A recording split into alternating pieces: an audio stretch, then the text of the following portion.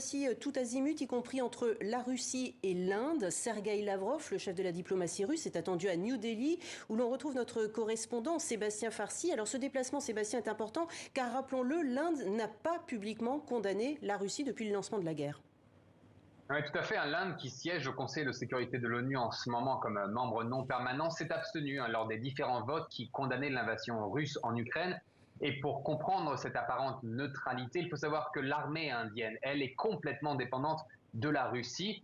86% aujourd'hui des équipements militaires qui sont utilisés ici eh bien, sont d'origine russe. Impossible dans ce cas eh bien, de rompre ses liens avec Moscou en condamnant eh bien, l'aventure russe sans mettre en danger la sécurité de l'Inde.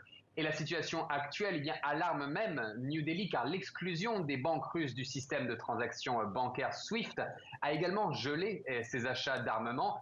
Cette question sera donc certainement au centre des discussions entre Sergueï Lavrov et le Premier ministre Narendra Modi. On évoque la possibilité de réaliser maintenant des transactions en roupies et en roubles pour éviter le dollar, un système déjà utilisé par l'Inde pour acheter du pétrole à l'Iran sous sanction dernièrement. Du pétrole, il en sera aussi question car l'Inde est le troisième consommateur de cet hydrocarbure au monde. Il en importe l'essentiel et pourrait profiter de l'isolement russe pour acheter un peu de son pétrole à prix cassé.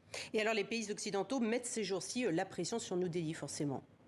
Oui, tout à fait. Un grand nombre de diplomates britanniques, allemands, américains sont venus à Delhi ces dernières heures justement pour dire à New Delhi de ne pas aider la Russie davantage. La pression se porte justement sur le pétrole. Nous n'aimerions pas voir une forte augmentation des achats indiens à la Russie, a fait savoir le diplomate américain. On connaîtra la réponse de l'Inde dans les jours qui viennent. Merci beaucoup Sébastien Farsi en direct de New Delhi. Et